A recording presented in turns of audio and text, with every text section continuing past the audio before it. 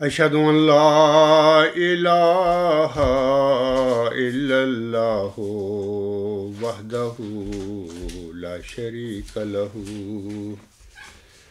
व अशहदु अन्ना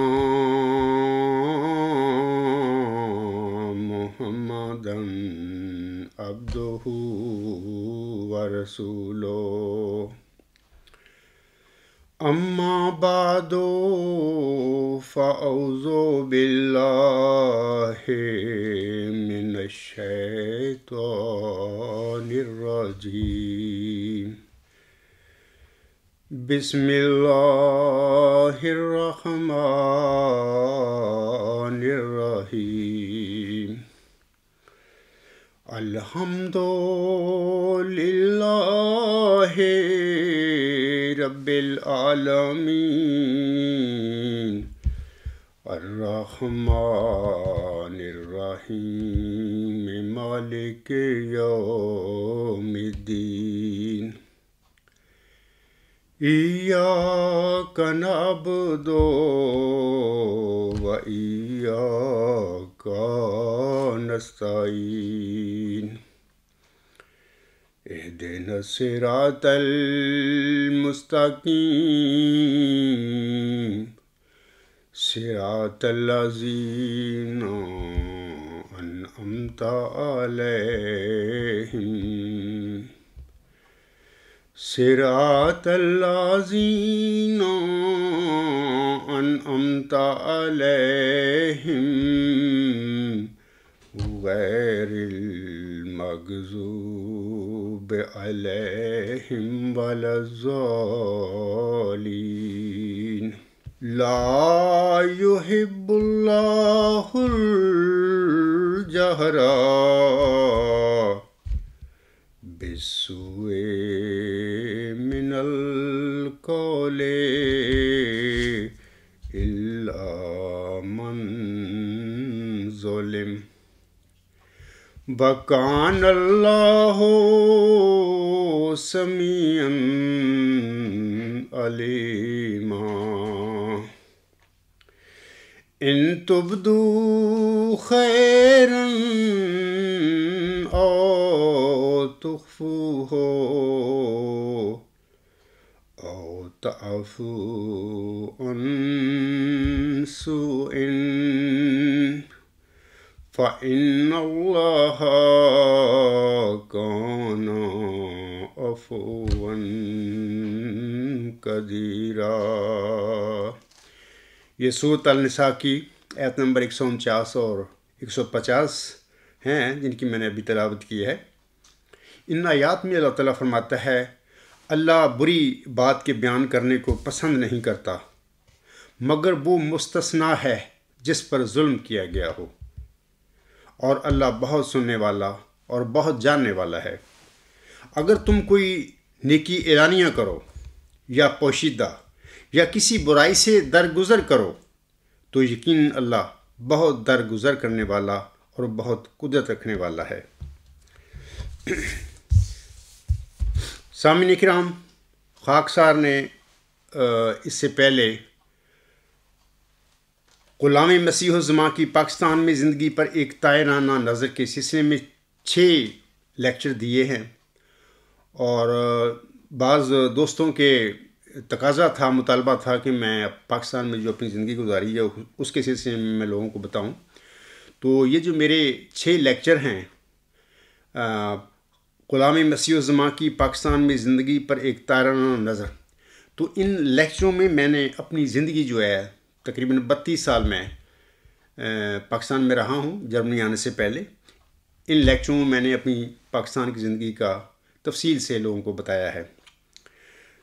अब मैं इंशाल्लाह जब मुझे वक्त मिलेगा तो ग़ुलाम मसीह ज़मां की जर्मनी में ज़िंदगी पर एक तायराना नज़र के सिलसिले में लोगों को बताऊँगा, और लेकिन जब मुझे वक्त मिलेगा ये काम मैं उस वक्त करूँगा। बाकी मैं आप लोगों को बताना चाहता हूँ, आज ये जो मेरा लेक्चर है इसमें मैं अज़ीज़ मोहम्मद सुल्ला साहब के कुछ बातों का जवाब देना चाहता हूँ। लेकिन मैं अज़ीज़ मोहम्मद सुल्ला साहब से और बाकी सब जो लोग हैं मेरी लेक्चर सुनते हैं, मेरी ख़ुतबात सुनते हैं, उनको मैं ایک نصیحت کے رنگ میں ایک بات بتانا چاہتا ہوں کہ ایک محقق جو ہوتا ہے نا، یا ایک متلاشی حق، سیکر آف ٹروتھ کے لیے، اس محقق کے وجود میں چند چیزوں کا ہونا ضروری ہے. اگر یہ چند چیزیں جن کا ابھی میں ذکر کروں گا اگر نہیں ہے اس میں، تو وہ ٹرولی نہ وہ محقق ہے نہ وہ متلاشی حق ہے. مثال کے طور پر اس کے وجود میں تقویٰ ہونا چاہیے، اللہ کا ڈر ہونا چاہیے. یہ بیسک اور بنیادی چیز ہے ایک محقق کے لیے، ایک متلاشی حق کے لیے. دوسری یہ کہ وہ دیانتدار ہو، بددیانتی نہ کرے. یعنی تحقیق جب وہ کر رہا ہو تو اس میں بددیانتی کا پہلو نہیں آنا چاہیے، دیانتداری کے ساتھ وہ تحقیق کرے. تیسری بات یہ وہ نیک نیت ہو، اس کا مقصد جو ہے حق اور سچ کی تلاش ہونا چاہیے نیک نیتی کے ساتھ. چوتھی بات یہ کہ اس کو چاہیے کہ تعصب سے خالی ہو جائے. اگر وہ اس کے اندر تعصب ہوگا یا اگر وہ متعصب انسان ہوگا تو وہ محقق نہیں ہوگا، نہ وہ متلاشی حق ہم اس کو کہہ سکتے ہیں. تو وہ ویسی کج بیسی کے لیے اپنے وہ کام کرتا پھر رہا ہوگا. یعنی ایک سچے محقق کے لیے، ایک سچے سیکر آف ٹروتھ کے لیے تعصب سے خالی ہونا ضروری ہے. اس کی نظر میں نہ کوئی مخالف ہو نہ کوئی موافق ہو. پانچویں بات یہ ہے کہ اس کو چاہیے کہ وہ غیر جانبدار ہو کے تحقیق کرے. اگر کسی انسان کے اندر، مثال کے طور پر میں دیتا ہوں کہ مسیح عیسیٰ ابن مریم آسمان پر بیٹھے ہوئے اس کے اندر ہیں، اس کا ایک پختہ عقیدہ ہے اس کے، وہ نہیں نکالتا. یعنی وہ غیر جانبداری اپنے وجود میں نہیں لاتا، جانبدار ہے. ایک وجود ہے جس کے متعلق وہ تحقیق کر رہا ہے قرآن کریم میں سے یا باقی لٹریچر سے، لیکن وہ عقیدہ مسیح عیسیٰ ابن مریم کی حیات کا اس کے اندر ہے. تو وہ کبھی بھی اپنی تحقیق میں صحیح نتیجہ نہیں حاصل کرے گا، کیونکہ وہ جانبدار نہیں ہے. اس کے اندر ایک تعصب ہے، ایک وجود کو اس نے بت بنا کر اپنے اندر ڈالا ہوا ہے، وہ نکالنے کے لیے تیار ہی نہیں. تحقیق کیسی ہوگی؟ تو اس قسم کے جو لوگ ہوتے ہیں نا، جن میں یہ چیزیں نہیں ہوتی، 5 جن کا ابھی میں نے ذکر کیا ہے، ان کی اللہ بھی مت نہیں کیا کرتا. اللہ تعالیٰ ایسے لوگوں کو ہدایت دیتا ہے، حق سے آگاہ فرماتا ہے، جن میں یہ چیزیں جو میں نے ابھی 5 بتائی ہیں جن میں یہ پائی جاتی ہوں. یاد رکھیں کہ ایک محقق اور متلاشی حق کو، حق اور سچ کو پانے اور ڈھونڈنے کے لیے ایک آگ کے دریا سے گزرنا پڑتا ہے. یہ بڑی ہمت کی بات ہے، بڑی حوصلے کی بات ہے. اور یہ جو ابھی میں نے 5 چیزوں کا ذکر کیا ہے، یہ چیزیں لازمی طور پہ ایک محقق کے وجود میں ہونی چاہیے. اس کے بعد وہ پھر آگ کے دریا سے گزر کر پھر حق اور سچائی تک پہنچ جاتا ہے. اللہ بھی ایسے لوگوں کی مدد فرمایا کرتا ہے. اب میں آتا ہوں عزیزم محمد صلی اللہ صاحب سے کہتا ہوں کہ دیکھیں میرے اور آپ کے درمیان ابھی کچھ خطبات کا سلسلہ ہے. یہ جو تنازع ہے وہ یہ ہے، صرف یہ ہے. آپ کہتے ہیں کہ مرزا بشیر الدین محمود احمد یعنی نوح ثانی کا جو بیٹا تھے، وہ نوح اول علیہ السلام جو تھا ان کے ناخلف یا بد عمل بیٹے کے مثیل نہیں ہیں. میں کہتا ہوں کہ وہ بالکل اس کے مثیل تھے، بلکہ مثیل سے بھی بدتر انہوں نے جو کام کیے، بد عملیاں کی، تو انہوں نے نوح اول علیہ السلام کے ناخلف اور بد عمل بیٹے کو بھی پیچھے چھوڑ دیا. یہ ہمارا تنازع ہے. تو ہمیں چاہیے کہ جب ہم ایک دوسرے سے بات کریں تو اپنے جو بنیادی تنازع اس پر فوکس کریں. ہمیں چاہیے کہ اپنے معاملات کو ادھر ادھر نہ لے کے جائیں، گفتگو ٹو دا پوائنٹ کریں، ٹو دا پوائنٹ سوال کریں، ٹو دا پوائنٹ جواب لیں. تو ادھر ادھر بھاگنا اپنے اصل تنازع سے، تو یہ دیانتداری نہیں ہے. اور نہ اس کو ہم تقویٰ کہہ سکتے ہیں، نہ ہم اس کو نیک نیتی کہہ سکتے ہیں. عزیزم محمد صلی اللہ صاحب اور میرے درمیان ابھی میں نے بتایا ہے کہ یہ جو نوح اول علیہ السلام کا جو ناخلف اور بد عمل بیٹا تھا، میں کہتا ہوں کہ بشیر الدین محمود احمد نوح ثانی علیہ السلام کا جو بیٹا تھا وہ اس کا مثیل تھا. عزیزم نصر اللہ صاحب فرما رہے ہیں، ان کا ایک کلیم ہے یا دعویٰ ہے، وہ سمجھتے ہیں کہ مرزا بشیر الدین محمود احمد نوح ثانی علیہ السلام کا جو بیٹا تھا وہ نوح اول علیہ السلام کے بیٹے جو ناخلف اور بد عمل تھا اس کی مثیل نہیں ہے. تو ہمارا یہ تنازع ہے. اب میں کچھ باتیں مزید کہتا ہوں کہ سامعین کرام، حضرت نوح اول علیہ السلام کا ناخلف بیٹا اس کے اہل میں سے نہیں تھا، کیونکہ وہ بد عمل اور بد کردار تھا. اسی طرح ہم یہ بھی کہتے ہیں یا ہمارا یہ موقف ہے کہ حضرت نوح ثانی علیہ السلام کا بیٹا مرزا بشیر الدین محمود احمد بھی بد عمل ہوتے ہوئے اپنے باپ کے اہل میں سے نہیں تھا. اور ہم نے اس کی بد عملی کے ثبوت آپ کے آگے یعنی سامعین کے آگے پیش کر دیے ہیں، عزیزم نصر اللہ صاحب کے آگے بھی پیش کر دیے ہیں۔ میں یہاں پر ایک بات بتانا چاہتا ہوں کہ میں نے خاکسار نے عزیزم نصر اللہ صاحب کو چند کتابوں کے نام لے کر بتایا، ابھی ان کو پڑھیں۔ مقصد یہ ہے کہ آپ اگر ایک محقق ہیں، متلاشی حق ہیں، تو یہ جو 5 چیزیں صفات میں نے بتائی ان کو اپنے اندر رکھ کر ان کتابوں کا مطالعہ کریں، تب اللہ بھی آپ کی مدد کرے گا اور انشاءاللہ آپ سچ تک پہنچ جائیں گے۔ ہمارے درمیان یہ تنازع بھی اس کا فیصلہ ہو جائے گا۔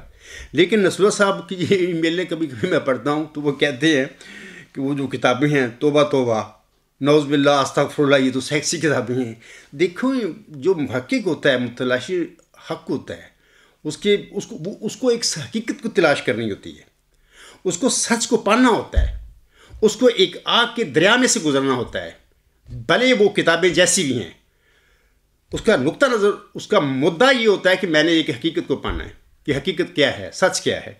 تو میں یہ کہتا ہوں کہ نصر اللہ صاحب یہ جو آپ کہتے ہیں وہ کتابیں سیکسی کتابیں ہیں، توبہ توبہ، استغفر اللہ، میں آپ سے پوچھتا ہوں کہ آپ کا یہ کون سا دینی رویہ ہے؟ آپ غور کریں، اپنے اندر جھانکیں اور دیکھیں کہ کیا جن 5 صفات کا میں نے ابھی ذکر کیا ہے وہ آپ میں ہیں۔ آپ تو شروع میں ہی آپ نے تو رونا شروع کر دیا ہے کہ توبہ توبہ، استغفر اللہ، نعوذ باللہ۔ تو آپ یاد رکھیں کہ یہ ذہن سے نکال دیں گے یہ کتابیں کیا ہیں، اس میں کیا بات ہے۔ آپ کا یہ مدعا ہونا چاہیے، آپ کی یہ ڈٹرمینیشن ہونا چاہیے کہ میں نے یہ جو ہمارا متنازع امر ہے اس کے حوالے سے حقیقت اور سچ تک پہنچنا ہے، وہ میں ڈھونڈنا چاہتا ہوں، بھلے کتابیں جیسی بھی ہیں۔ آخر انسان اخبار بھی تو پڑھتا ہے نا، اور کتابیں بھی پڑھتا ہے، تو یہ جنرل لائسم کی بندہ پڑھتا ہے۔ عزیزم محمد صلی اللہ صاحب کا جو مدعا اور مقصد ہے یا کلیم ہے یا ان کا جو موقف ہے، وہ فرماتے ہیں، یا ان کا موقف ہے کہ مرزا بشیر الدین محمود احمد نوح اول علیہ السلام کے بیٹے کے برخلاف اپنے والد نوح ثانی علیہ السلام کے اہل میں سے تھے، کیونکہ وہ نوح اول علیہ السلام کے بیٹے کے برخلاف اپنے والد کی کشتی میں سوار ہو گئے تھے۔ ان کا یہ کلیم ہے، یہ ان کا نقطہ نظر ہے۔ سامعین کرام، خاکسار اپنے گزشتہ سے بستہ جو خطبے ہیں 3 ہیں، یہ 4 ہیں، ان میں عزیزم محمد نصر اللہ صاحب کا جو موقف ہے اس کی میں بالکل غلط ثابت کر چکا ہوں، جھوٹا ثابت کر چکا ہوں کہ اس نصر اللہ صاحب کے اس موقف میں کوئی جان نہیں ہے، نہ حقیقت پر مبنی ہے ان کا یہ موقف۔ لیکن مجھے افسوس ہے کہ عزیزم محمد نصر اللہ صاحب، جن کے ساتھ میرا ایک محبت کا تعلق بھی ہے، دوستی بھی کہہ لیں یا جو بھی کہہ لیں، وہ میری عزت کرتے ہیں، میں ان کی کرتا ہوں، لیکن عزیزم نصر اللہ صاحب سچ اور دلیل کے بالمقابل ہارنے کے لیے تیار نہیں ہے۔ میں عزیزم نصر اللہ صاحب سے میں سچ کہہ رہا ہوں، اور وہ مائنڈ بھی نہ کریں، مزد کے ساتھ کہہ رہا ہوں کہ آپ دلیل اور سچ کے بالمقابل ہارنے کے لیے تیار نہیں ہیں۔ آپ نے مرزا بشیر الدین محمود احمد کو بڑی افسوس سے کہہ رہا ہوں میں، ایک بت بنا کر اپنے اندر ڈال دیا ہے، تو آپ تحقیق، آپ کیسے سچ متلاشی حق ہو سکتے ہیں؟ آپ کیسے ایک سچا موقف ہو سکتے ہیں؟ تو جناب پہلے اس بت کو نکال کے سائڈ پہ رکھ دیں، اور آپ کی نظر میں نہ میرے حوالے سے نہ ان کے حوالے سے نہ کوئی ہماری کے لیے موافقت ہو نہ مخالفت ہو، آپ کے لیے ہم برابر ہوں۔ عبدالغفار جمبا ایک سائڈ پہ کھڑا ہے، آپ کے لیے ایک وہ شخص ہے، ایک مدعی ہے، اور دوسری طرف اپنا بشیر الدین محمود کو کھڑا کر دیں، ان کا بت اپنے جسم سے نکال دیں۔ تب جب وہ 5 صفات جن کا ابھی میں نے ذکر کیا ہے ان کو اپنے اندر رکھ کر دیانتداری کے ساتھ، تقوی کے ساتھ، نیک نیتی کے ساتھ اور تعصب سے خالی ہو کر غیر جانبداری کے ساتھ تحقیق کریں گے، اور تحقیق میں ایک آگ کے دریا سے گزریں گے، تو انشاءاللہ تعالی اللہ آپ کی مدد فرمائے گا، آپ کو ضائع نہیں کرے گا، آپ کو حقیقت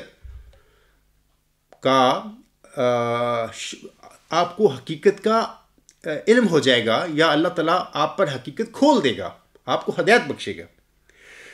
تو اس کے بعد سامعین کرام میں پھر آتا ہوں، اس وقت ہود جو صورت ہے اس کی آیت 46، 47، 48 کی بھی میں تلاوت کرتا ہوں، اس کے بعد باقی جو باتیں ہیں میں بعد میں بتاؤں گا۔ اللہ تعالیٰ ان آیات میں فرماتا ہے، وَنَادَى نُوحٌ رَبَّهُ فَقَالَ رَبِّ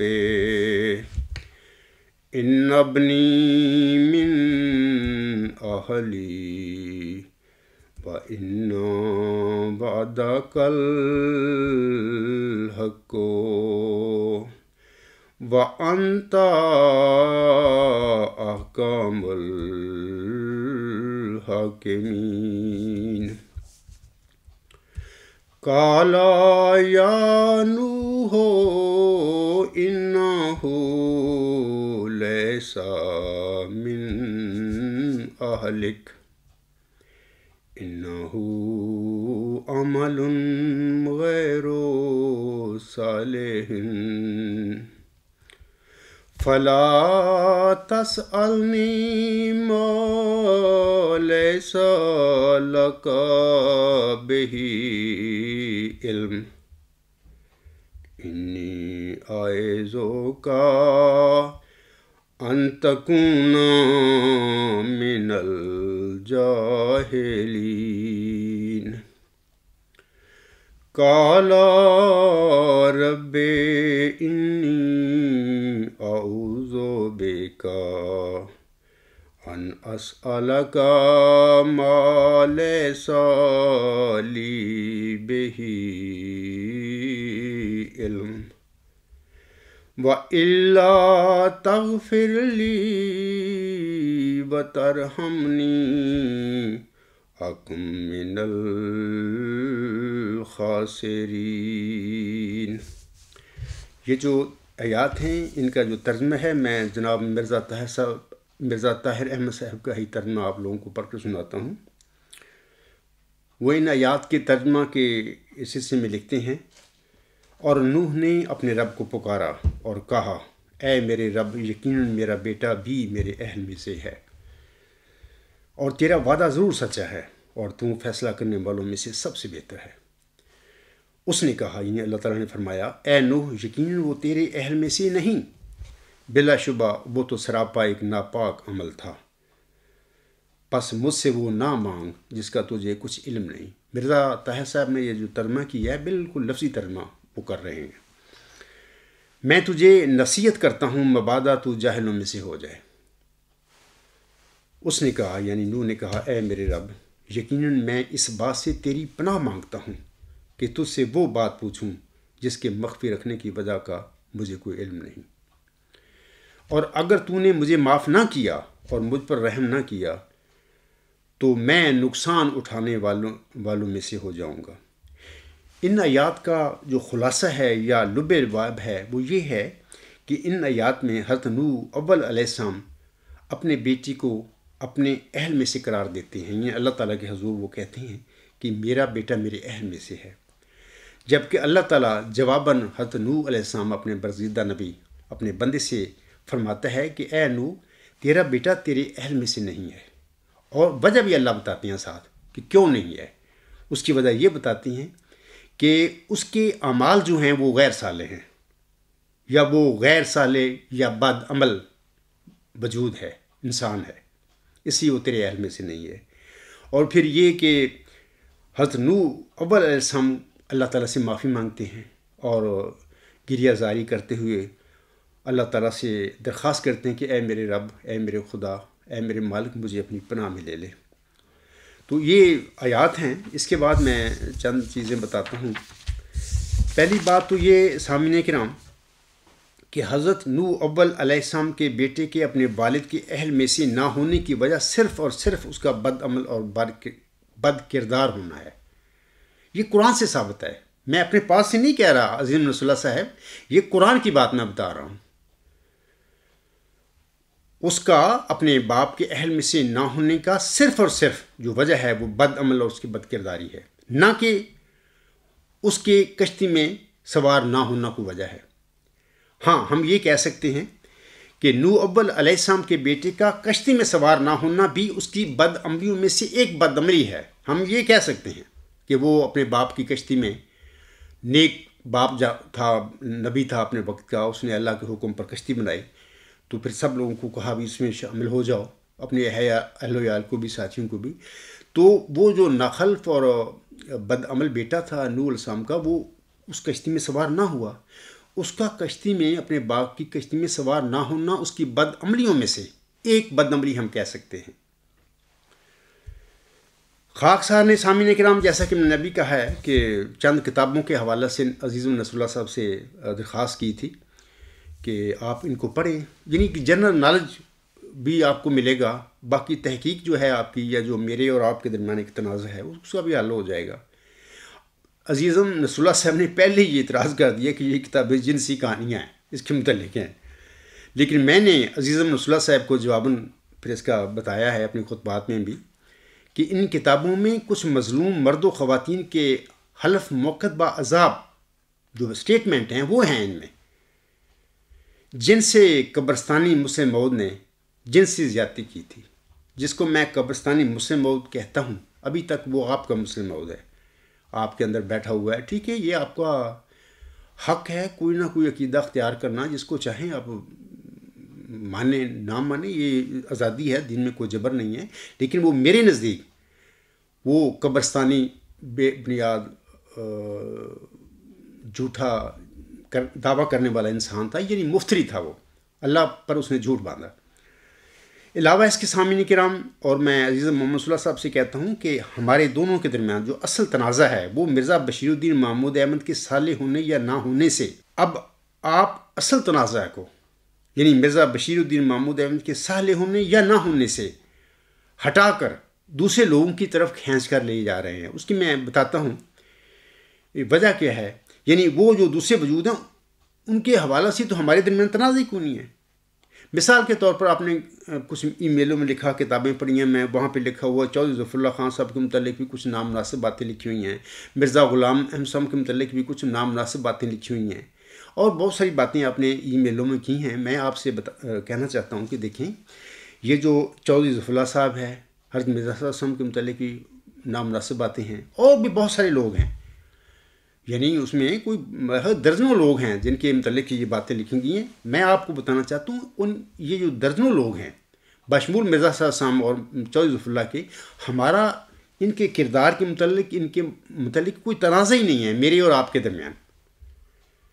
ہمارے درمیان تنازع ہے مرزا بشیر الدین محمود احمد کے صالح ہونے یا نہ ہونے کے، یہ تنازع ہے، اس پر ہم بات کر رہے ہیں۔ تو چودھری ظفر اللہ صاحب یا اور لوگ جن کے متعلق جو مصنف ہے جو انہوں نے لکھا، ہم نے اس کے متعلق کیوں اپنے جو اصل موضوع ہے ہمارا اختلافی، اس کو کھینچ کر ہم ادھر کیوں لے کے جا رہے ہیں؟ اس سے تو ہمارا کوئی جھگڑا ہی نہیں ہے۔ چودھری ظفر اللہ جو بھی ہیں یا باقی لوگ جتنے بھی بیانات مصنف نے لکھے ہیں وہ غلط تھے، وہ غلط لکھے ہیں مصنف نے، یا وہ صحیح ہیں، اس کو اللہ جانتا ہے یا وہ لوگ جانتی ہیں، ہمارا ان سے اس وقت تنازع نہیں ہے۔ لیکن ایک بات میں کہہ دیتا ہوں حضرت بانی جماعت صاحب کے حوالے سے کہ جس انسان نے بھی حضرت مرزا صاحب کے متعلق غلط بات لکھی ہے، ان کے کردار کے متعلق یا کوئی بھی بات، خواہ ان کی اولاد ہے یا کسی اور نے بات کہی ہے، میں رد کرتا ہوں اس کو۔ ان کتابوں میں جو کچھ بھی لکھا گیا ہے میں اس کو سب کو جھوٹ سمجھتا ہوں۔ میرے آقا سونے کی طرح سچے اور با کردار انسان تھے، اور باقی بہت سارا ہے اس کتابوں میں مواد ہے، مطلب کہ کوئی کسی چیز پر ایمان لاتا ہے، کوئی نہیں لاتا ہے، ہر انسان کی اپنی ذاتی رائے ہے، اپنا موقف ہے ذاتی۔ میں نے یہ کتابیں آپ کو اس لیے پڑھنے کے لیے دی تھی کہ جنرل نالج آپ کو ملے گا، لیکن مقصد یہ نہیں ہے کہ ہم چودھری ظفر اللہ کے کردار کے متعلق جو باتیں لکھی ہیں یا اور لوگ ہیں بہت سارے ان کے متعلق جو لکھا ہے ان کے حوالے سے ہم ایک تنازع شروع کر دیں کہ وہ ٹھیک ہے یا صحیح ہے۔ ہمارا ان سے کوئی کنسرن نہیں، ہمارا کنسرن صرف مرزا بشیر الدین محمود احمد کے متعلق جو ان کے خاص و خاص مریدوں نے جو ان کے قریب رہتے تھے، دوست تھے، لڑکیاں تھے، لڑکے تھے، یا ان کی اولاد کے جو بیانات ہیں، حلف موقت با عذاب قسمیں انہوں نے کھائی ہیں کہ مرزا بشیر الدین محمود احمد صاحب نے ہمارے ساتھ بدکاری کی، جنسی زیادتی کی۔ ہمارا کنسرن یہ ہے، کیونکہ جھگڑا ہمارا یہ ہے کہ نوح اول علیہ السلام کا بیٹا جو ناخلف تھا یا بد کردار تھا، مرزا بشیر الدین محمود احمد نوح ثانی علیہ السلام کا بیٹا بھی، میں کہتا ہوں کہ اسی طرح اس کا کردار بھی، اس کا جو رویہ تھا وہ بھی اسی طرح تھا، بدعمل تھا۔ آپ کہہ رہے ہیں کہ نہیں تھا۔ جب ہمارا چودھری محمد نصر اللہ صاحب سے یا حضرت مرزا صاحب سے یا باقی جتنے بھی لوگ ہیں ان کے متعلق جو باتیں لکھیں گے ان کا ہمارا جھگڑا ہی نہیں ہے، تو آپ کو چاہیے، یا میں آپ کو نصیحت کرتا ہوں کہ آپ معاملات کو گڑبڑ نہ کریں۔ یہ دیانتداری نہیں ہے، یہ تقویٰ نہیں ہے۔ اگر آپ ایسے کریں گے تو اس کا مطلب یہ ہے کہ آپ سچے متلاشی حق نہیں ہیں، آپ صرف پانی میں مدھانی مارنا چاہتے ہیں، بحث کرنا چاہتے ہیں، کچھ بحثی کرنا چاہتے ہیں. آپ سے درخواست ہے کہ ٹو دی پوائنٹ رہیں اور ٹو دی پوائنٹ بات کریں. ٹو دی پوائنٹ بات کیا ہے؟ وہ مرزا بشیر الدین محمود احمد کا کردار ہے، اس کا صالح یا غیر صالح ہونا ہے، یہ ہمارے درمیان جو تنازع ہے. باقی چھوڑیں، آپ جو جس بات پر ایمان لانا چاہیں لائیں، آپ جس بات کو سچی سمجھنا چاہیں سچی سمجھ لیں، جھوٹی سمجھنا چاہیں جھوٹی سمجھ لیں. میرا اس میں کوئی کنسرن نہیں ہے. میں نے یہ کتابیں صرف جنرل نالج کے حوالے سے آپ کو دی ہیں کہ پڑھیں اس کو. آپ اخبار بھی پڑھتے ہوں گے اور بھی بہت کتابیں پڑھتی ہیں. آپ ایک پڑھے لکھے انسان ہیں، مطالعہ بھی آپ کرتے رہتے ہیں، تو آپ کے نالج میں اضافے کے لیے میں نے یہ باتیں کی ہیں. اور اگر آپ واقعی محقق ہیں، کسی سچائی کو ڈھونڈنا چاہتے ہیں، یا آپ متلاشی حق ہیں، تو یار میں نے شروع میں کہا ہے کہ ایک محقق اور متلاشی حق کو تو سچائی کی خاطر ہدایت پانے کے لیے ایک آگ کے دریا میں سے گزرنا پڑتا ہے. تو آپ کیوں بابلہ مچاتے پھر رہے ہیں جی نعوذ باللہ توبہ استغفر اللہ، اس میں یہ ہے وہ ہے فلاں ہے. جو بھی ہے، ہمارے سامنے تنازع ہے ایک بندے کا، ہم نے اس کا حل لینا ہے، اس کی سچائی دیکھنی ہے وہ کیا تھا. تو آپ سے درخواست ہے کہ آپ اسے نہ کریں اور ٹو دا پوائنٹ ہمیں چاہیے کہ ہم رہیں، جو ہمارا اصل تنازع اس پر فوکس کریں.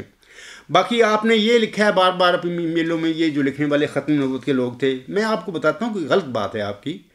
شفیق مرزا صاحب، میں ان کا وکیل نہیں ہوں، نہ میں اس کو جانتا ہوں، نہ میں اس کو پتہ ہی نہیں مجھے. ہاں صرف اخباروں میں نے اس کے متعلق پڑھا ہے کہ پچھلے سال وہ فوت ہو گیا، یا اس کی کتابیں ہیں.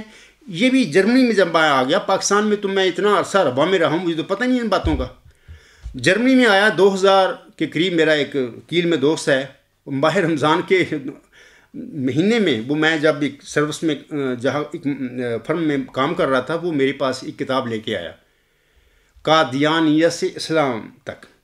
وہاں وہ کہا اس نے یہ پڑھے غفار صاحب. تو میں نے کہا کہ ماہ رمضان کے بعد میں پڑھوں گا. پھر رمضان کے بعد میں وہ کتاب کو پڑھا. اس میں شفیق مرزا کا بھی ایک تفصیلی مضمون تھا، وہ میں نے پڑھا. تو وہ جو بہت ساری باتیں شہر صدوم میں اسی مضمون میں وہی تھیں. تو بات یہ ہے کہ شفیق مرزا مر گیا ہے، اللہ تعالیٰ کے پاس پہنچ گیا. اس کے اعمال، اس کا ایمان، وہ خود جواب دہ ہے اللہ کے آگے. ہم اس کے متعلق کیا فیصلہ کر سکتے ہیں؟ لیکن یہ بات یقینی ہے کہ وہ جماعت احمدیہ قبرستان کا ایک بڑا زبردست مبلغ تھا، مربی تھا. اس سے اختلافات ہوئے جماعت نے اس کو دبایا. لیکن ہر ایک طبیعت ہوتی ہے، کچھ لوگ نہیں دبتے، وہ سٹینڈ لیتے ہیں. تو بہر اس نے پھر وہ چھوڑ دیا. بلکہ ان کو 3 بھائی تھے، تینوں مبلغ تھے، تینوں کو نکال دیا. اتنی دردناک اس کی کہانی ہے. ان کو کہا تھا کہ ربا سے نکل جائیں، تو وہ کہہ رہے کہ ہمارا پینشن ہے، سب کچھ ہے، ایک لمبی کہانی ہے، تو وہ ہم نے لینی ہے. کہتے کہ نہیں، شام تک آج چھوڑ دیں ربا. یعنی اتنا تو ظلم فرعون نے بھی نہیں کیا تھا اپنے بنی اسرائیل پہ. ابو جہل نے بھی اتنی سختی نہیں کی تھی یار. تو ان بیچاروں نے پھر سوچا کہ ان کو پتہ تھا جو ان کو نکال رہے تھے کہ انہوں نے احمد نگر جائیں گے. تو پہلی جا کے انہوں نے احمد نگر والے جماعت والے لوگوں کو کہہ دیا کہ ان کو آپ نے اپنے پاس نہیں کرانا. تو وہ بیچارے گئے وہاں پہ، انہوں نے جواب دے دیا کہ نہیں. میں کہتا ہوں کہ نصراللہ صاحب کچھ انصاف بھی ہوتا ہے، کچھ تقویٰ بھی ہوتا ہے. تقویٰ کے ساتھ، انصاف کے ساتھ، تعصب کو نکال کر نیک نیتی کے ساتھ تحقیق کریں. یہ بندہ ختم نبوت کا نہیں تھا. ہاں جب اس پر ظلم ہوا تو وہ چھوڑ گیا ان کو. تو پھر ختم نبوت کے پاس جا کے چلا گیا، یا جس کی بھر اخبار جنگ میں وہ کرتا رہا نوکری، وہ جہاں بھی چلا گیا. تو یہ نہیں ہمیں کہنا چاہیے کہ وہ ختم نبوت کا تھا. ختم نبوت میں بھیجنے والے ہم لوگ ہیں، ہم نے اس پر زیادتیاں کی اور اس دکھوں سے پھر وہ چلا گیا. وہ ختم نبوت کے پاس چلا گیا، جہاں بھی چلا گیا. تو اس نے کتابیں لکھی ہیں. یہ آپ کی غلط بات ہے کہ ختم نبوت والوں نے یہ باتیں لکھی ہیں. یہ شفیق مرزا نے لکھی ہیں، جو جماعت احمدیہ قبرستان کا ایک پیٹنٹ مربی تھا، مبلغ تھا. علاوہ اس کے میں آپ کو بتانا چاہتا ہوں کہ یہاں پر بعض اوقات مظلوم انتقام میں ایسی باتیں بھی کر جاتا ہے کہ جن کا حقیقت سے کوئی تعلق نہیں ہے. جیسے کہ میں نے ابھی کہا، میں شفیق مرزا کو وکیل ہوں. اگر اس نے جھوٹ لکھا تو وہ خود جواب دے گا ہوگا. بہت ساری باتیں ہیں جن پر میں نہیں ایمان رکھتا، میں سمجھتا ہوں غلط باتیں کی گئی ہیں. اور بعض اوقات ایسی باتیں ہیں جو مرزا بشیر الدین محمود کے حوالے سے کی گئی ہیں ان کتابوں میں، کہ مرزا بشیر الدین محمود احمد نے اپنے باپ کے حوالے سے یہ باتیں کہیں. میں سمجھتا ہوں اگر کہیں بھی ہیں یہ سچی بھی ہیں تو وہ مرزا بشیر الدین اپنے باپ کے متعلق جھوٹ بولا ہے.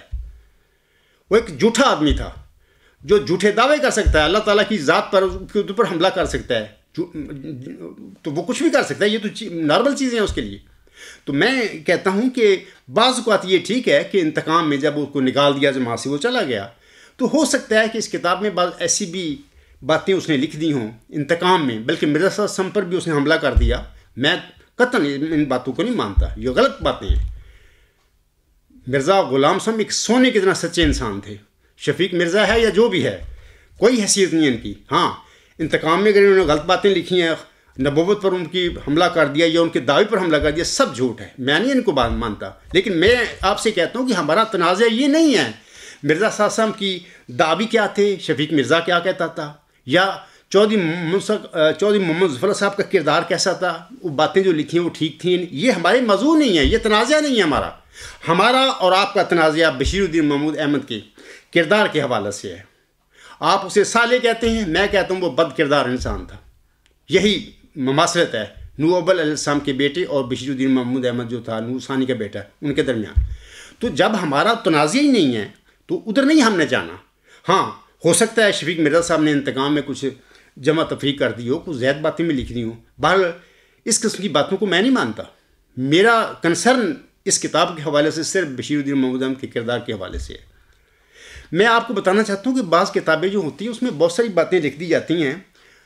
کوئی بھی کتاب ایسی نہیں ہوتی. مثال کے طور پر کوئی بندہ لکھتا ہے بھی ہم اس کو الف سے لے کر یہ تک مانیں گے یہ سب سچ لکھا ہوا ہے، یا ہم یہ کہہ دیں کہ یہ جو کتاب ہے شفیق مرزا کی یا زید بکر کی، یہ الف سے لے کر یہ تک سب جھوٹی ہے. یہ بھی نہیں ہے.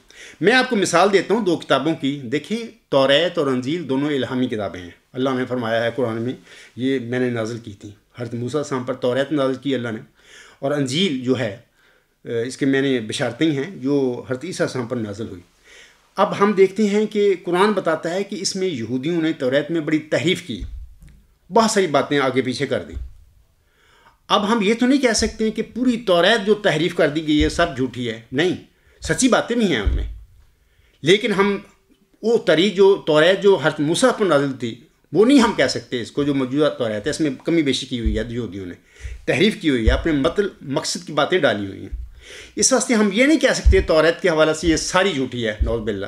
یہ نہ یہ کہہ سکتے ہیں یہ ساری سچی ہے، کیونکہ قرآن کہتا ہے کہ یہودیوں نے غلط باتیں ان میں داخل کر دی، تحریف کر دی اس میں. ایسی انجیل جو ہے کتاب بھی الہامی کتاب ہے. حضرت عیسیٰ علیہ السلام کو لکھنے کی توفیق نہیں ملی، زبانی اس نے لیکچر دیے. جب بتایا اپنے ساتھیوں کو، حواریوں کو، تو بعد میں یہ کتابیں لکھی گئیں تو حواریوں میں سے بعض لوگوں نے بعد میں ایسی چیزیں، مثلا سینٹ پال جو ہے اس نے تماشے کیے. بہت ساری غلط باتیں حضرت عیسیٰ علیہ السلام کی طرف منسوخ کر دی گئی ان انجیلوں میں. مثال کے طور پر حضرت عیسیٰ علیہ السلام نے تو کہا ہی نہیں تھا کہ میں اللہ کا جسمانی میں اللہ کا بیٹا ہوں. یہ انہوں نے محاورتاً بات کی تھی کہ میں اللہ کی مطلب کہ اس کی اولاد ہوں یا اللہ کا فرزند ہوں، یا جو بھی اس قسم کی باتیں انہوں نے محاورتاً کی تھی، کیونکہ ساری مخلوق جو ہے اللہ کی اس کا عیال ہے، تو اولاد ہے ایک قسم کی، لیکن محاورتاً باتیں ہیں. لیکن اللہ تعالیٰ بیٹوں سے پاک ہے، نہ اس کو کسی نے جانا، نہ اس نے کسی کو جانا. تو یہ تو توحید ہے، ہمارا ایمان ہے. لیکن حضرت عیسیٰ علیہ السلام کے متعلق اس قسم کی باتیں جو لکھی ہیں، وہ جو سینٹ پال تھا یا اس قسم کی باتیں، یہ سب غلط باتیں ہیں. اب اس ایک غلطی کی وجہ سے ہم یہ تو نہیں کہہ سکتے کہ پوری انجیل جو ہے ساری سب جھوٹی ہے. نہیں، بہت ساری باتیں سچی ہیں. اس میں 60% ایسی باتیں ہوں گی کہ یا 70% جو حضرت عیسیٰ السلام کے منہ سے ہی نکلی ہیں. الہامی طور پر اللہ تعالیٰ نے ان کو بتایا، اس نے بتائی زبانی. تو کسی کتاب کے بارے میں جب ہم دیکھتے ہیں تو جو جھوٹ ہے اس کو جھوٹ سمجھیں، اور جو سچ ہے اس کو قبول کر لیں. دلیل کے ساتھ اگر کوئی بات ہے تو اس کو مان لیں. یہ کہنا کسی کے بارے میں یہ سب جھوٹ ہے، چودھری ظفر اللہ پر بھی یہ باتیں لگ گئیں، میرا صاحب پر کہہ دیا، اس کا مطلب ہے کہ بشیر الدین محمود بھی کے متعلق جو حلف ہیں لوگوں کے وہ بھی جھوٹے ہیں. نہیں، یہ کوئی معیار، یہ کوئی دلیل نہیں ہے. ہم نے ہر انسان کے متعلق، اس کے متعلق جو ہے اپنے بات کو یا اس کی کردار کو یا اس کے حوالے سے جو لکھا گیا اس کے متعلق ہم نے تحقیق کر کے اس کا فیصلہ کرنا ہے. پر جیسے میں نے ابھی کہا ہے کہ ہمارا تو وہ ایشو نہیں ہے چودھری ظفر اللہ صاحب کا کردار ہے یا میرا صلی اللہ علیہ وسلم کے متعلق جو لکھا گیا یا بہت سارے اور لوگ درجنوں ہیں، وہ تو ہمارا درمیان تنازع کوئی نہیں. ہمارے درمیان تنازع صرف مرزا بشیر الدین محمود احمد کے متعلق اس کی اولاد نے جو حلف دی ہیں موقت بعضا، اور جو اپنے اس کی مرید جو تھے خاص الخاص جو انہوں نے دی ہیں، وہ ہمارا تنازع ہے. میں کہتا ہوں کہ وہ سچے ہیں، آپ کہہ رہے ہیں نہیں سچے ہیں. اگر میں کہتا ہوں، میں دلیل دیتا ہوں وہ سچے کس طرح ہیں. سچے اس طرح ہیں کہ اگر کسی بندے کے متعلق کوئی خلیفہ ہو یا بڑا دعوے دار ہو، اس قسم کا جھوٹا الزام حلف موقت با عذاب قسم کے ساتھ اپنے بچوں کے سروں پر ہاتھ لا کر دیا جا سکتا ہے. میں کہتا ہوں نہیں دیا، کوئی پاگل بھی نہیں یہ کام کرے گا. اگر آپ کہتی ہیں مرزا بشیر الدین محمود کے خلاف لوگوں نے یہ جھوٹے الزام لگائے تھے، یہ دشمن تھے اس کے، میں کہتا ہوں میں اس وقت دعوے دار ہوں مولا ذکی غلام مسیح الزماں ہونے کا. میرا اور بشیر الدین محمود احمد کی زندگی جس طرح گزری زمین و آسمان کا فرق ہے. وہ ایک نبی کے گھر میں بیٹا پیدا ہوا، صحابیوں میں رہا، ایک پاکیزہ ماحول میں رہا. میں تو ایک جنگل میں پیدا ہوں، نہ میرا آگے نہ کو پیچھے. اس کے باوجود میں کہتا ہوں کہ جماعت احمدیہ قبرستان میری بدترین دشمن ہے. میرے متعلق نصر اللہ صاحب کو اس قسم کا الزام لائیں. میں یہ نہیں کہوں گا بشیر الدین محمود احمد کی طرح کہ 4 گواہ لے جاؤ، نہ. میں حلف موقت با عذاب کے قسم کے ساتھ اسٹیج پر ممبر رسول میں کھڑے ہو کر اس جھوٹے الزام کو جو مجھ پر کوئی عورت یا کوئی مرد لگائے گا میں رد کروں گا. یہ فرق ہے یار. یہ آپ کو تقویٰ سے کام لیں، دیانتداری سے کام لیں یار، نیک نیتی سے کام لیں، اور غیر جاندار ہو کے بات کریں، تحقیق کریں. آپ تو جانبدار بن کر بیٹھے ہوئے ہیں، تو یہ آپ کی تحقیق کیا ہوگی؟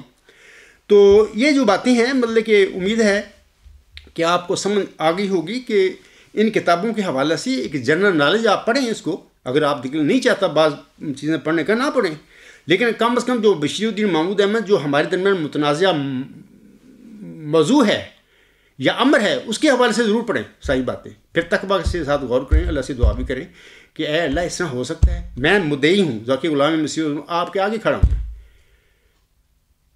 اگر تو آپ کی میں لیتا ہوں مثال، مثلا اگر کوئی آپ پر کوئی عورت الزام لگا دے، اپنے بچوں کے سر پر ہاتھ رکھ کر کے حلف موقت با عذاب کے ساتھ وہ کہے کہ محمد صلی اللہ صاحب نعوذ باللہ من ذالک ایک زناکار آدمی ہیں، میں نے ان کو زنا کرتے دیکھا ہے، میں اپنے بچوں کے سروں پر ہاتھ رکھ کر حلف موقت با عذاب کھاتی ہوں، اگر میں جھوٹی ہوں تو اللہ تعالیٰ مجھے تباہ و برباد کر دے. جناب اگر اس قسم کا میں مثال دے رہا ہوں، آپ ایک شریف انسان ہیں، نیک آدمی ہیں، میں یقین رکھتا ہوں. اگر آپ پر کوئی الزام لگائے گی اور جھوٹا، تو کیا آپ کہیں گے یار فلاں آپ نے مجھ پر الزام لگایا 4 گواہ لے آؤ؟ یہ آپ کہیں گے؟ نہیں. آپ کہیں گے میں حلف موقت بعذاب کے ساتھ اس جھوٹی عورت کا جھوٹا الزام رد کرتا ہوں. آپ کریں گے. ایک سچا آدمی ہے جس نے ظلم کسی نے زیادتی کی نہیں، اس کو کیا ڈر ہے؟ اس کو کیا ضرورت ہے 4 گواہوں کی؟ وہ کہے گا میں اسی طرح حلف موقت بعذاب قسم کے ساتھ اس جھوٹی عورت کا یہ جھوٹا الزام رد کروں گا. یہ آپ سمجھیں اس بات کو، یہ مذاق نہیں ہے. آپ تحقیق کر رہے ہیں، ایک تنازع آپ نے میرے ساتھ پیدا کیا، تو اس کا حل یہ ہے کہ تقویٰ ہونا چاہیے. تعصب سے پہلے اپنے آپ کو خالی کریں، نیک نیتی کے ساتھ، تقویٰ کے ساتھ، دیانتداری کے ساتھ اور غیر دیانتداری کے ساتھ یہ معاملے ان پر نظر ڈالیں، تو اللہ تعالیٰ آپ کو سمجھ بھی دے. تو امید ہے ان شاء اللہ تعالیٰ آپ اس پر غور کریں گے، اور اسی طرح جیسے کہ میں نے ابھی شروع میں کہا ہے، اسی طرح آپ اس پر غور کریں گے. ان کتابوں کے جو سٹیٹمنٹس ہیں بعض مظلوم لوگوں کی بشیر الدین محمود کے حوالے سے، ان پر اسی طرح اسی رنگ میں تحقیق کریں گے. اب میں ایک اور بات آپ سے کہنا چاہتا ہوں کہ عزیزم، آپ نے کسی ای میل میں میاں محمد بخش رحمہ اللہ تعالیٰ کا ایک شعر لکھا ہے، اور آپ نے اس میں اس شعر کے حوالے سے کچھ اپنے تاثرات بھی لکھے ہیں. شعر کچھ اس طرح ہے کہ میاں صاحب لکھتے ہیں، جتن جتن ہر کوئی کھیڈے ہارن کھیڈ فقیرہ، جتن جتن ہر کوئی کھیڈے ہارن کھیڈ فقیرہ، جتن دا مل کوڈی پیندا ہارن دا مل ہیرا. عزیز رسول اللہ صاحب، میں آپ سے یہ کہتا ہوں کہ یہ جو لفظ جتن ہے، اس میں یہ ہندی لفظ ہے. اس کا مطلب یہ ہے کہ دوڑ دھوپ، کوشش، تدبیر، جد و جہد. اور میاں صاحب نے جو لفظ یہاں پر جتن لکھا ہے نا، استعمال کیا ہے، زیادہ تر اس کے معنی ناجائز جو کوششیں ہوتی ہیں، ناجائز دوڑ دھوپ ہوتی ہے، اس کی طرف مفہوم چلا جاتا ہے. جتن جتن ہر کوئی کھیڈے ہارن کھیڈ فقیرہ، جتن دا مل کوڈی پیندا ہارن دا مل ہیرا. دوسری بات یہ کہ یہاں فقیرہ سے مراد صوفی شاعر کی بیکاری یا منگتے کی وہ بات نہیں کر رہے. یعنی ہم جو لوگ مانگتے ہیں، دروازوں پہ آ کے خیر مانگتے ہیں، یہ وہ بھی فقیر کہلاتے ہیں اپنے آپ کو. یہاں پر جو میاں صاحب ہیں ان کے متعلق نہیں یہ کہہ رہے لفظ فقیرہ، یہ یاد رکھیں، بلکہ ایسے انسان کی وہ بات کر رہے ہیں جو خدا پرست ہو اور اللہ تعالیٰ پر توکل کرنے والا ہو. میاں صاحب اس بندے کو فقیرہ کہہ رہے ہیں، اس کی بات کر رہے ہیں یہاں پر.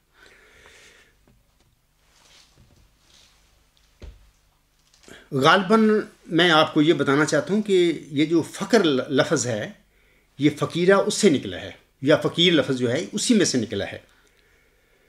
اس دنیا میں سامعین کرام اور عزیز محمد صلی اللہ صاحب سب سے بڑا فقیر ہمارے پیارے نبی محمد عربی صلی اللہ علیہ وسلم تھے، اور اس زمانے کے موجودہ زمانے کے سب سے بڑے فقیر میرے آقا حضرت بانی جماعت علیہ السلام تھے، اور خاک سار بھی انہی فقیروں کا ایک ادنا سا غلام ہے اس زمانے میں۔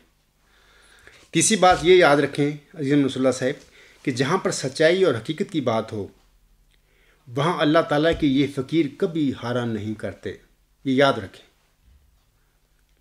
مثلا خانہ کعبہ میں مشرکین کے رکھے ہوئے جو بت تھے جنہیں وہ اللہ تعالیٰ اپنا سمجھتے، خدا اپنا رب سمجھتے تھے، حضرت محمد عربی صلی اللہ علیہ وسلم نے ان بتوں کے آگے اور مشرکین مکہ کے آگے، ابو جہل کے آگے کبھی ہار نہیں مانی تھی۔ ان کا یہ جو موقف تھا یہ بتوں کے حوالے سے ڈٹ گئے تھے محمد عربی صلی اللہ علیہ وسلم، بلکہ ان بتوں کو انہوں نے اللہ تعالیٰ کے گھر سے نکال کر دم لیا تھا۔ مشرکین مکہ کے جتنوں کا نتیجہ صفر نکلا تھا، کیونکہ وہ جھوٹے تھے، ان کا عقیدہ جھوٹا تھا، بت خدا نہیں تھے۔ اس لیے جو جتنے بھی وہ جتن کرتے پھر رہے ہیں محمد صلی اللہ علیہ وسلم کے خلاف، قتل کے ارادے بھی انہوں نے کیے، سارا کچھ کیا، نعوذ باللہ من ذالک، تذلیل کی بھی کوشش کی گئی، ساحر، نعوذ باللہ، کذاب تک کہا گیا محمد عربی صلی اللہ علیہ وسلم کو۔ یہ سارے ان کے جھوٹے جو حربے تھے، یہ جتن تھے، ان کا نتیجہ صفر نکلا۔ صوفی شاعر نے ہارن سے یہاں مراد عاجزی اور انکساری کو لیا ہے، یہ بھی یاد رکھیں۔ یہ نہیں ہے کہ کسی جھوٹ کے آگے ہار جاتا ہے بندہ، فقیر ہار جاتا ہے، فقیر ہار نہیں، وہ جھوٹ کے آگے نہیں ہارا کرتے۔ یہاں پر ہارا سے مراد صوفی شاعر نے عاجزی اور انکساری کو لیا ہے۔ دنیا کے سب سے بڑے عاجز اور منکسر مزاج انسان ہمارے نبی اکرم حضرت محمد مصطفیٰ احمد مجتبیٰ صلی اللہ علیہ وسلم تھے۔ وہ دلیل کے آگے ہمیشہ جو سچی بات ہو، دلیل ہو، اس کے آگے خاموش ہو جایا کرتے تھے، کبھی بحث ہی نہیں کرتے تھے، سچائی کے آگے، دلیل کے آگے۔ اور اسی طرح اور اسی عاجزی اور انکساری کی قیمت سامعین کرام ہیرا ہوتی ہے۔ جیسے کہ کہتے ہیں نا کہ جتن دا مل کوڈی پیندا، ہارن دا مل ہیرا۔ اسی قسم کی عاجزی اور انکساری جو ہوتی ہے انسان میں، اللہ کے بندوں میں یہ باتیں ہوتی ہیں، دنیا دار تو متکبر لوگ ہوتے ہیں، اس قسم کی عاجزوں کو پھر اس کے نتیجے میں، ان کی عاجزی کے نتیجے میں، انکساری کے نتیجے میں ہیرے ملتے ہیں، یا وہ خود ہی ہیرا، اللہ ہی ان کو ہیرا بنا دیا کرتا ہے۔ میں یہاں پر دو مثالیں دے دیتا ہوں آپ کو۔ ہمارے پیارے آقا حضرت محمد مصطفیٰ صلی اللہ علیہ وسلم کے حوالے سے ایک دو مثالیں اکثر کتابوں میں دیکھی گئی ہیں، میں نے بھی پڑھی ہیں۔ ایک بڑھیا تھی، جب آنسم گلی میں سے گزرتے تھے وہ اپنی راکھ جو گھر کی آنسم کے سر پہ ڈال دیتی تھی، اس کا یہ وتیرہ تھا۔ ایک دفعہ آنسم گزرے تو وہ خاک اس بڑھیا نے نہیں ڈالی آپ صلی اللہ علیہ وسلم کے سر پر، تو آنسم نے اپنے صحابہ سے، لگتا ہے حضرت ابوبکر صدیق رضی اللہ تعالیٰ عنہ سے پوچھا کہ آج وہ بڑھیا کہاں ہے؟ تو اس نے وہ خاک نہیں ڈالی مجھ پر۔ تو کسی نے بتایا کہ وہ تو بیمار ہے۔ حضرت صلی اللہ علیہ وسلم ان کے گھر گئے، بڑھیا کے گھر میں، ان کا حال پوچھا کہ ماں کیا حال ہے آپ کا، صحت کے لیے دعا کی، اور جو بھی اس کے صحت کے حوالے سے، بیماری کو دور کرنے کے حوالے سے جو آپ فرما سکتے تھے فرمایا، ہدایات دی ان کو۔ تو یہ عاجزی انکساری اس انسان کی تھی جس پر وہ بڑھیا خاک ڈالتی تھی۔ یہ عجز و انکسار ہے جس کا میاں صاحب نے یہاں پر ذکر کیا ہوا ہے، جتن دا مل کوڈی پیندا، ہارن دا مل ہیرا۔ اسی طرح دوسرا واقعہ ہے کہ ایک بڑھیا سامان کافی لے کے جا رہی تھی، بہت زیادہ سامان تھا، تو آنسم کو نظر آ گئی، تو آنسم نے اس کے پاس جا کر کہا ماں میں آپ کی ہیلپ کرتا ہوں، سامان مجھ پہ دے دیں، میں آپ کے گھر چھوڑتا ہوں جا کے آپ کے ساتھ۔ تو اس بڑھیا نے دے دیا سامان، آنسم وہ سارا سامان لے کر، بھاری تھا، لے گئے، اس کے گھر چلے گئے۔ تو واپس ہونے لگی تو اس بڑھیا نے بڑی دعائیں دیں پہلے تو، پھر اس کو آنسم سے فرمایا کہ میں آپ کو بیٹا نصیحت کرتی ہوں، آپ ایک یہاں پر مکہ میں جادوگر ہے، اس سے بچ جانا۔ تو آنسم نے پوچھ لیا پھر کہ ماں وہ کون سا جادوگر ہے جس کی آپ کہہ رہی ہیں؟ تو اس نے، مائی نے بولا، بڑھیا نے بولا، وہ اس کا نام محمد ہے صلی اللہ علیہ وسلم۔ تو آنسم نے فرمایا کہ وہ محمد تو میں ہوں صلی اللہ علیہ وسلم۔ تو بڑھیا ان پر ایمان لائی۔ دیکھو کہ وقتی طور پر کہ یہ جو ہارن کا جو مول ہے، عاجزی کا جو مول ہے، تو وہ اللہ تعالیٰ اپنے عاجز بندوں کو اسی وقت دے دیا کرتا ہے. وہ بڑھیا ایمان لائی آنسوں پر کہ میں غلطی پر تھی. تو یہ جو میاں صاحب نے کہا ہے نا، جتن دا مل کوڈی پیندا ہرن دا مل ہیرا، تو یہ جو ہارن ہوتا ہے یہ عجز و انکسار ہے، اصل میں منکسر مزاجی ہے. تو اس کے بعد میں آپ لوگوں کو بتانا چاہتا ہوں کہ حضرت مرزا غلام احمد علیہ السلام جو ہیں وہ اپنے ایک شعر میں فرماتے ہیں، جو خاک میں ملے اس سے ملتا ہے آشنا، اے آزمانے والے یہ نسخہ بھی آزما. اس کے علاوہ ایک اور جگہ پر اپنے کلام میں فرماتے ہیں، گالیاں سن کر دعا دو، پا کے دکھ آرام دو، کبر کی عادت جو دیکھو تم دکھاؤ انکسار. یہی وجود جو اس قسم کا عاجزی اور منکسر مزاجی کی تعلیم دینے والا وجود تھا کہ گالیاں بھی سن کے بھی دعا دو، یہ حضرت مرزا صاحب السلام، یہی وجود نصارہ کی تسیس کے آگے یا ان کے جھوٹے خدا کے آگے کبھی ہار نہیں اس نے مانی تھی. یہ جو کہہ رہے ہیں نا کہ جتن جتن ہر کوئی کھیڈے ہارن کھیڈ فقیرہ، جتن دا مل کوڈی پیندا ہارن دا مل ہیرا. حضرت مرزا صاحب علیہ السلام تسلیس کے عقیدہ کے آگے یا عیسائیوں کے خدا کے جھوٹے عقیدہ کے آگے کبھی ہارے نہیں تھے، بلکہ ان کے عیسائیوں کے خدا جو تھا اسے اللہ تعالیٰ کے ایک عاجز بندہ ثابت کر کے انہوں نے چھوڑا تھا. یہ میں آپ کو بتانا چاہتا ہوں کہ ہار جو ہارا ہے لفظ کس معنی میں استعمال کیا ہے صوفی شاعر نے. جیسا کہ حضور السلام یعنی حضرت مرزا صاحب اپنی کتاب 7 بچن میں فرماتے ہیں کہ وہ یعنی عیسائیوں کا خدا ایک عورت کے پیٹ میں 9 مہینے تک بچہ بن کر رہا اور خون حیض کھاتا رہا، اور انسانوں کی طرح ایک گندی راہ سے پیدا ہوا اور پکڑا گیا اور صلیب پر کھینچا گیا. میں آپ سے کہنا چاہتا ہوں کہ جو فقیر ہوتے ہیں نا، فقراء جو ہوتے ہیں، وہ جھوٹ کے آگے نہیں ہارتے، بلکہ وہ سچ اور حقیقت جب ان کے آگے آ جائے تو وہ خاموش ہو جاتے ہیں، وہ کج بیسی نہیں کرتے، جو وہاں پہ ہار مان لیتے ہیں کہ نہیں ٹھیک ہے سچ ہے، سچ کے آگے کیا کج بیسی کرنی ہے. تو عزیزم جناب محمد صلی اللہ صاحب، آپ کہتے ہیں، آپ نے اس جو ای میل میں یہ شعر کوٹ کیا تھا، آپ نے اپنے متعلق لکھا ہے میں بھی فقیر ہوں. میں بڑی معذرت سے آپ سے کہتا ہوں، آپ میرے دوست ہیں، آپ میری عزت کرتے ہیں، میں آپ کی کرتا ہوں. یہ تو یہی بات ہے کہ آپ میری عزت کریں گے، میں بھی آپ کی بہت کروں گا. میں معذرت سے آپ سے کہتا ہوں کہ آپ نے ای میل میں جو لکھا ہے اپنے متعلق میں وہ فقیر ہوں، آپ وہ فقیر نہیں ہیں اس وقت تک. کل کا نہیں مجھے پتا، اس وقت تک آپ وہ فقیر نہیں ہیں جس قسم کے فقیر حضرت صلی اللہ علیہ وسلم اور حضرت مرزا صلی اللہ علیہ وسلم تھے. آپ نہیں ہیں وہ فقیر.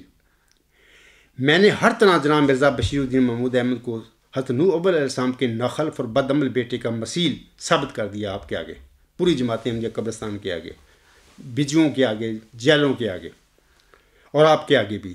میں نے ان کی دعویٰ مسلم موت میں بذریعہ قطعی دلائل انہیں کاذب اور مفتری اللہ ثابت کر دیا ہے، لیکن مرزا بشیر الدین محمود احمد کے سلسلے میں آپ ہار ماننے کے لیے تیار نہیں ہیں. آپ کیسی ہیں فقیر؟ میں دلائل سے یہ آپ کے آگے ثابت کیا ہے، اور میں آپ سے کہتا ہوں دلائل کے روح سے اس کو ثابت کریں صالح، اس کے یہ ثابت کریں دلائل کے ذریعے کہ وہ ذکی غلام، وہ نشان رحمت، وہ ہدایت میں کمال پانے والا لڑکا، آپ دلائل کے ذریعے ثابت کر دیں کہ وہ مرزا غلام احمد صاحب کے گھر میں اللہ نے بطور جسمانی لڑکا دیا تھا، میں ہار مان لوں گا. اور میں تو یار 15 سال ہو گئے ہیں ان کو بار بار بلاتا ہوں کہ کوئی ایسا چانس پیدا کرو میرے لیے، مجھے گنجائش پیدا کر دو دلیل کے ساتھ تاکہ میں ہار مان لوں. 15 سال سے کہہ رہا ہوں کہ کوئی عزت نہیں میری. خدا نے مجھے کھڑا کیا ہے، میں سچا ہوں، صادق ہوں، اور میں کیا کروں آپ لوگوں کی کہ میں کیسے مان لوں ہار آپ کے؟ ہاں دلیل پیدا کرو، بتاؤ مجھے، تو انشاءاللہ 1 منٹ نہیں لوں گا، اپنے دعوے پر نظر ثانی کر لوں گا. کیا ضرورت ہے مجھے؟ یہ لوگ فقیر ہوتے ہیں جن کی یہاں پر میاں محمد باقر صاحب جن کا ذکر کر رہے ہیں، یہ وہ فقیر ہوتے ہیں. جتن جتن ہر کوئی کھیڈے ہارن کھیڈ فقیرہ، جتن دا مل کوڈی پیندا ہارن دا مل ہیرا. میں آپ آج بھی کہتا ہوں کہ جماعتی احمدیہ قبرستان آپ یا جو بھی ہیں، یہ جو دلائل میں دیتا ہوں اس کو جھٹلا دیں. یہ ثابت کر دیں کہ مرزا بشیر الدین محمود احمد کے رنگ میں وہ ذکی غلام پیدا ہوا ہے مرزا صاحب کے گھر میں دلیل کے ساتھ، اس کے بعد یکسر میرا کوئی حق نہیں ہے کہ میں بحث کروں آپ لوگوں سے، میں انشاءاللہ ہار مانوں گا۔ لیکن آپ سے میری درخواست ہے کہ آپ کہتے تو ہیں کہ میں فقیر ہوں، کاش آپ بھی ایسے فقیر بن جائیں، یا آپ کو اللہ تعالیٰ اس قسم کا فقیر بننے کی توفیق دے جو سچائی اور ثابت شدہ حقیقت کے آگے ہار مان کر نہ صرف اس سچائی کو اور حقیقت کو مان لیا کرتے ہیں بلکہ صادق اور صدق کا مقابلہ بھی نہیں کیا کرتے۔ میری دعا ہے اللہ تعالیٰ آپ کو ایسا فقیر بننے کی توفیق عطا فرمائے، آمین ثم آمین۔ علاوہ اس کے میں آپ کو محمد صلی اللہ صاحب کہنا چاہتا ہوں آخر پہ، یہ جو کتابیں میں نے آپ کو دی ہیں پڑھنے کے لیے، دی نہیں مراد کہا ہے کہ ان کو پڑھیں، یہ جنرل نالج کے حوالے سے میں نے کہا ہے کہ ان کو پڑھیں، کوئی کتاب کیسی بھی ہو تو پڑھنے میں کوئی حرج نہیں ہے۔ ہمارا ایک محقق جو ہوتا ہے، سیکر آف ٹروتھ ہوتا ہے، اس کا ایک مقصد ہوتا ہے، اس کو حاصل کرنا ہوتا ہے۔ تو یہ جو 5-6 صفات میں نے بتائی ہیں آپ کو، جب انسان ان صفات کے رنگ میں رنگین ہو کر کسی کتاب کو پڑھے اپنا مقصد پانے کے لیے، تو اللہ اس کی مدد فرماتا ہے، اللہ اس کو ضرور ہدایت دیتا ہے، سچ تک پہنچا دیتا ہے اس بندے کو۔ تو اگر آپ ان کتابوں کے مندرجات پر زیادہ گفتگو کرنا چاہتے ہیں، میں نصر اللہ صاحب سے کہہ رہا ہوں، تو آپ میرے پاس آ جائیں، میرے پاس کافی وقت ہوگا، آپ کے سوالوں کا خاکسار جواب دے گا۔ ان کتابوں میں جو مندرجات ہیں جن پر آپ کو اعتراض ہے، میں آپ سوال کرنا، میں آپ کو جواب دوں گا، اور آپ خاکسار کے سوالوں کا جواب دینا، میں بھی آپ کو سوال کروں گا ان کتابوں کے جو مندرجات ہیں، جو زیر متنازع جو چیزیں ہیں اس کے حوالے سے، یا باقی جو زیر متنازع نہیں ہے ہمارے، اس کے متعلق بھی سوال کر لینا، میں انشاءاللہ لکھ کے نہیں میرے پاس ٹائم، میں آپ کو ہر چیز کا جواب دوں، یہ تو بہت بڑا ایک وقت چاہیے، میں تو اپنے کام ہے میرے ضروری، میں وہ کر رہا ہوں۔ تو آپ آ جائیں میرے پاس، کیونکہ میں بھی آپ کے پاس آیا ہوں، آپ نے مجھے بڑی پیار سے محبت سے دعوت دی، جو 2014 میں آپ کے پاس گھر آیا، آپ کے ہاں کھانا کھایا، اور وہ یادگار لمحے ہیں میرے لیے۔ تو آپ کو میرے پاس آنے میں کوئی آر نہیں ہونی چاہیے، میں بڑی محبت سے آپ کو بلا رہا ہوں۔ میں چاہتا ہوں کہ یہ جو مندرجات ہیں جس پر آپ اعتراض کر رہے ہیں، اگر آپ چاہتی ہیں تفصیلاً لکھ کے نہیں، ہم نہ میں لیکچروں میں جواب دے سکتا ہوں، آپ میرے پاس آ جائیں، آپ سوال کریں گے، میں ان کا جواب دوں گا، میں سوال کروں گا، آپ اس کا جواب دینا۔ یہ ساری جو آپ کا عقیدہ ہے بے شک بھلے رکھیں، میں نہیں کہتا کہ آپ میرے پاس آئیں اور مجھے مان کے آئیں، اپنا عقیدہ اپنے پاس رکھیں، جو بھی ہیں آپ رکھیں، ہماری ایک دوستی کے رنگ میں ہماری بات چیت ہوگی، میرے مہمان بن کے آئیں میرے پاس، آپ کی میں آپ کو عزت دوں گا، آپ کی سیکورٹی، اب ہر قسم کا عام آپ کو دینا میری ذمہ داری ہوگا۔ ہم بات کریں گے ان کتابوں کے مندرجات کے حوالے سے، جو بھی ہوگا تو اس کو ہم ریکارڈ کریں گے، ریکارڈ کرنے کے بعد اپنا جو بھی عقیدہ ہے آپ اپنے پاس رکھیں، میرا اپنے پاس ہے، اگر ہمارا اتفاق نہ بھی ہوا تب بھی انشاءاللہ وہ ریکارڈنگ جو ہے ہماری یوٹیوب پہ چل جائے گی، بے شک یہ جماعت احمدیہ قبرستان والے بھی اس کو لگا دیں، تو لوگوں کو حقیقت کا میرے اور آپ کے درمیان جو سوال جواب ہوں گے اس کی حقیقت کا پتہ چل جائے گا کہ وہ جو مندرجات ہیں ان کی حقیقت کیا ہے۔ تو اگر پسند کریں تو آپ ضرور میری اس درخواست کو قبول کریں اور میرے پاس آئیں، انشاءاللہ یہ اس کا حل ہم کر لیں گے۔ علاوہ اس کے میں کچھ آپ کے سوال ہیں، کچھ چند دنوں میں آپ نے ای میلیں کی ہیں، آپ نے بار بار 1-2 ای میلوں میں لکھا ہے، بلکہ 3 ای میلوں میں لکھا ہے کہ 6 جولائی کے خطبہ جمعہ میں نے واسطی صاحب کے متعلق کچھ باتیں کہی ہیں، اور آپ نے کہا ہے کہ میں اس کے متعلق کچھ عرض کروں گی۔ وہ نصر اللہ صاحب، میں پہلے تو آپ کو یہ بات کہتا ہوں کہ دیکھیں، یہ جو میں نے کہا ہے واسطی کے متعلق، میرا اور واسطی کا معاملہ ہے، میں نے جو کچھ کہا میں اس پر قائم ہوں، میں نے سچ کہا ہے، جو مجھے بتایا گیا سچ ہے، میں نے صرف عذاب کی بات کی ہے، میں نے تفصیل ابھی بتائی نہیں، نہ ابھی میں بتانا بھی نہیں چاہتا، کیونکہ یہ بات ہے اور سچ ہے ساری۔ میں سمجھتا ہوں کہ ایک پریورٹی ہوتی ہے ہر چیز کی، سب سے اہم معاملہ میرے لیے میرا دعویٰ ہے، اور خلیفہ ثانی کا جھوٹا دعویٰ ہے جس کے لیے خدا نے مجھے کھڑا کیا۔ سب سے پہلے میں اس کا حل اور فیصلہ کرنا چاہتا ہوں۔ یہ جو ضمنی باتیں ہیں، چھوٹی چھوٹی باتیں ہیں، لیکن میں اس لیکچر میں کہہ رہا ہوں آپ کو، جو کہا اس پر میں قائم ہوں۔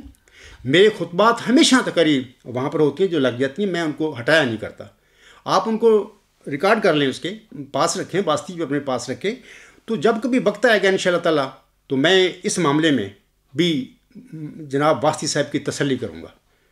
بالکل میں چھوڑنے والا انسان نہیں ہوں، میری فطرت میں وہ چیز نہیں ہے۔ میں محمدی مرزا غلام صاحب کا ادنا سا غلام ہوں، जिन्होंने कहा था कि मेरी ज़मीर में नाकामी नहीं, मैं वही इंसान हूँ, उसी इंसान का ग़ुलाम हूँ, मेरी फितरत में कोई नाकामी नहीं, मैं उन बातों पर कायम हूँ। लेकिन मैं को ना आपका मुलाजिम हूँ ना वास्ती का मुलाजिम हूँ। मैंने जो बात कही कह दी, मेरे दिल में आया मैंने कही और सच कही, मैं उस पर कायम हूँ। जब कभी मौका मिला, वक्त आएगा तो इंशाअल्लाह ताला वास्ती साहब को मैं इसके हवाले से भी उसकी तसल्ली करूँगा और आप भी देख लेना भी क्या हो गया है। तो अभी उसकी ज़रूरत नहीं है। वास्ती साहब जो बंद बकता फिर रहा है, बकता रहे, मैं उसका ज़िम्मेदार नहीं हूँ हर उसकी बात का जवाब देने का, मेरे पास इतना टाइम नहीं है। देखिए मिर्ज़ा साहब ने अपनी ज़िंदगी में किताबों में लिखा है कि जब अल्लाह ताला का मामूर दुनिया में आता है तो दुनिया के कुत्ते उसके पीछे लग जाते हैं। कई हवाले मैंने मज़ामीन लिखे, खुतबात में कहा मैंने, खुदा ने मुझे खड़ा किया, इस वक्त दुनिया के कुत्ते मेरे तरफ ही पड़े, मेरे पीछे ही पड़े हुए हैं। ये ज़रूरी नहीं कि हर कुत्ते के पीछे मैं उसके सवालों के जवाब देना शुरू कर दूँ। बहर अल्लाह ताला की बंदी होती हैं, बट्टा उनके हाथ में होता है, कुत्तों को वटे मारते रहते हैं, बेदर दफ़ा हो जाओ। तो अपना जो काम होता है उनका, जिसके लिए अल्लाह उनको मामूर फरमाता है, असल तवज्जो उनकी उसकी तरफ होती है कि वो उसका अपना उसमें मिशन में कामयाब हों और दुनिया को सच्चाई से आगाह कर दें और दुनिया को हदायत दें या हदायत के समान पैदा कर दें दुनिया के लिए। तो इसलिए मैं उन हवाले से कहूँगा कि आप इस मामले में ना दखल दें। देखना, एक पंजाबी का मुहावरा है, तुझे पराई क्या पड़ी अपनी नबेड़ तू, इस किस्म का पंजाबी का मुहावरा है। नसरुल्लाह साहब, आप अपनी मामला तक रखें, आप जो तनाज़ा है हमारा उस पर बात करें।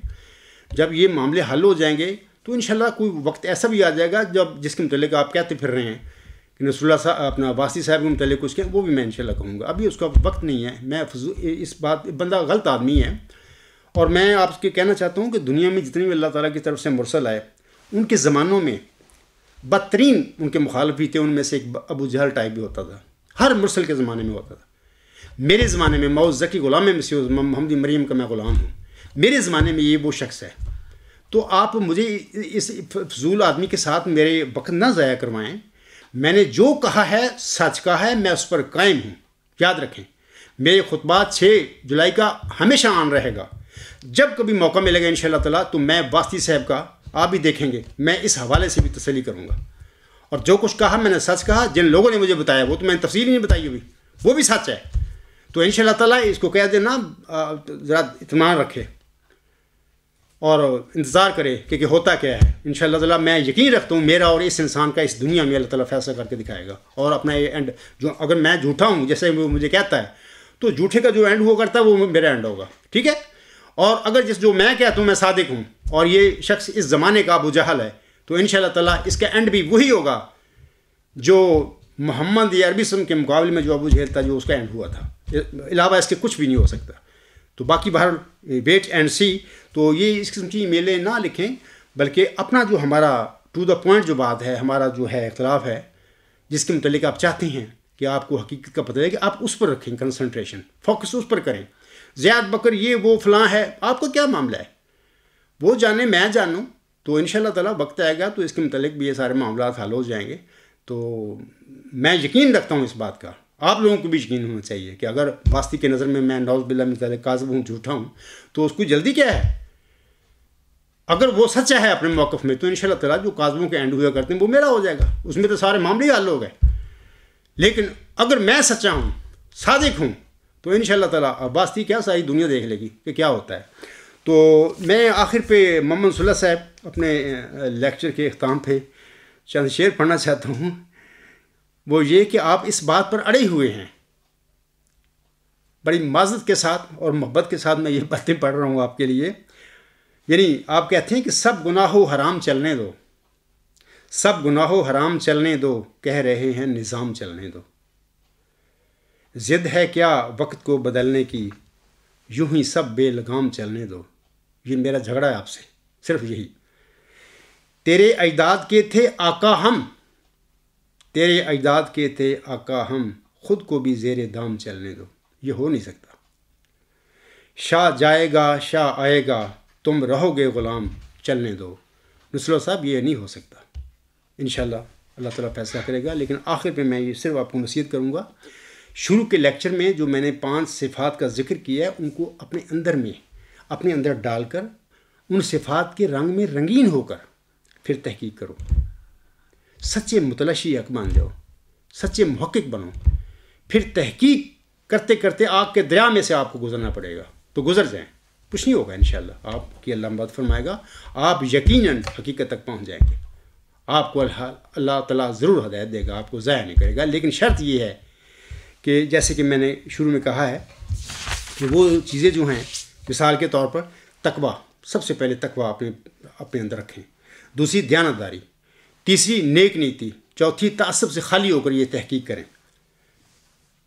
پانچویں غیر جانبدار بن جائے، نہ آپ کے اندر مرزا بشیر الدین محمود کی وہ محبت ہو، نہ میری ہو، مجھے بھی سائڈ پہ کر دیں، اس کو بھی کر دیں، پھر محققانہ رنگ میں تحقیق کریں تو انشاءاللہ تعالیٰ سچائی پر ظاہر ہو جائے گی۔ اسی پر میں اپنا لیکچر ختم کرتا ہوں۔ وما علینا الا البلاغ وآخر دعوانا الحمد للہ رب العالمین۔ اولم وآخرم وظاہرم وباطنا هو مولانا نعم المولا ونعم النصیر ونعم الوکیل۔